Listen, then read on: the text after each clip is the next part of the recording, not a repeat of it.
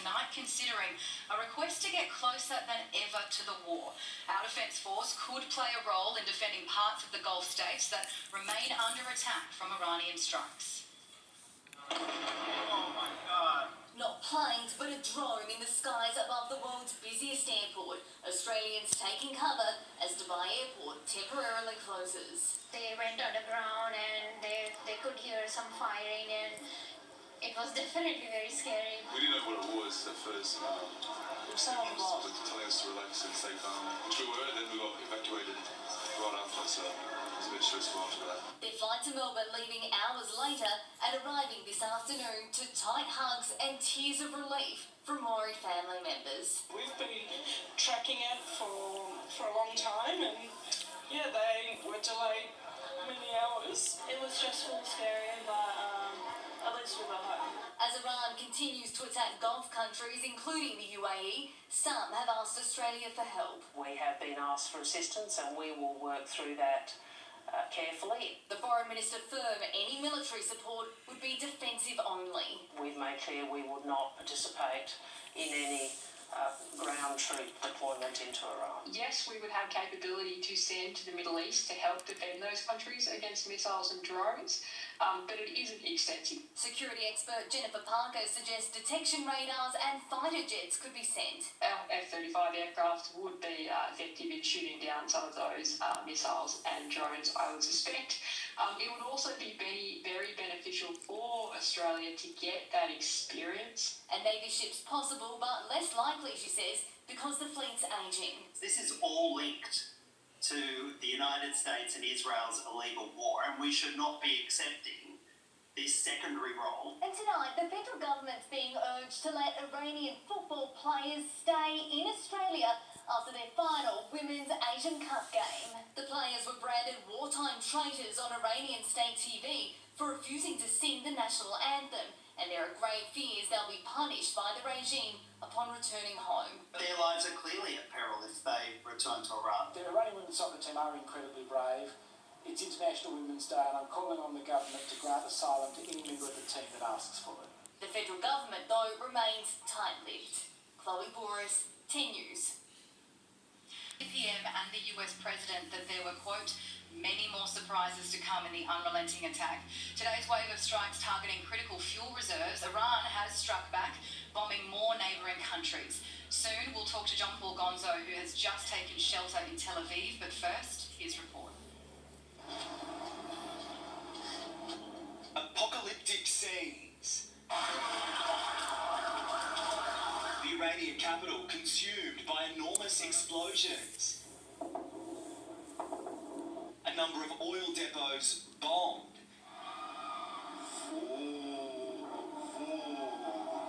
Key military sites, Israel says, being used by the regime to fuel its attacks. Across the Middle East, more misery. Iranian strikes hitting a high-rise in Kuwait. And similar scenes in Dubai.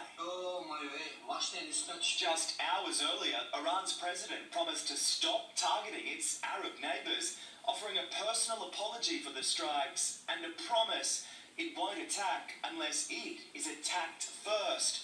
Those words already ringing hollow. And they're bad people. They're just bad people. With no signs Tehran will surrender, the United States is piling on more pressure. Donald Trump declaring Iran will be hit very hard. And we're not looking to settle. They'd like to settle. We're not looking to settle. Israel now claims it has almost complete control of the skies over the Iranian capital.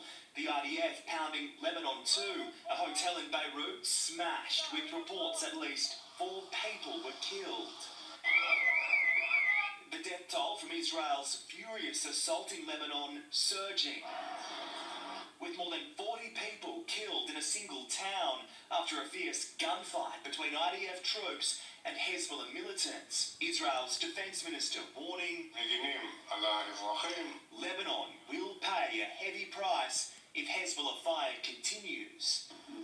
It's maybe better to finish the job now instead of waiting and another 4 or 5 years we have the same situation again. Other residents in northern Israel aren't convinced. You can't find me optimistic about this. I don't think it's going to change. So, do you think that the threat is always going to be there from Hezbollah? I wish it wasn't. In the wake of the October 7 massacre, residents in these towns were forced to evacuate as fighting with Hezbollah intensified. This time, they're choosing to stay, refusing to leave their homes. You know, we'll cope. We have a good community here, close together, and, trying to make the best out of it. Are you scared? No, not so much. No, it's the same old situation, let's say.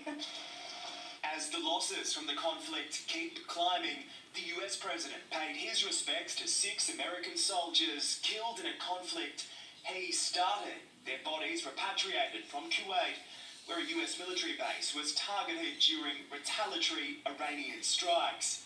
The deadly consequences of America's war hitting home. Let's go live to John's shelter there. So the threat of attack is still very real.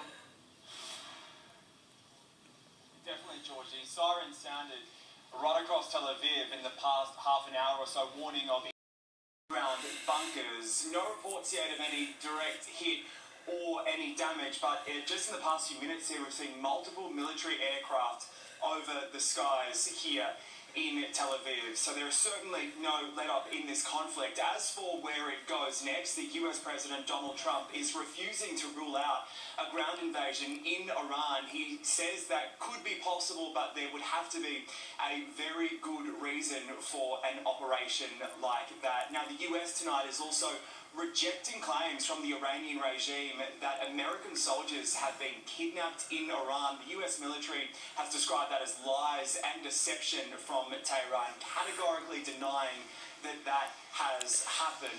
Also, tension emerging between allies, more criticism from Donald Trump towards his British counterpart Keir Starmer. The UK has said in the past day or so that it's looking at sending aircraft carriers to this region. Donald Trump has said basically that is too little, too late, and quote, "We don't want people joining this war after we've already won." So, Georgie, so much still to come in this conflict. And as we go to air tonight, more military aircraft over the skies here in Tel Aviv.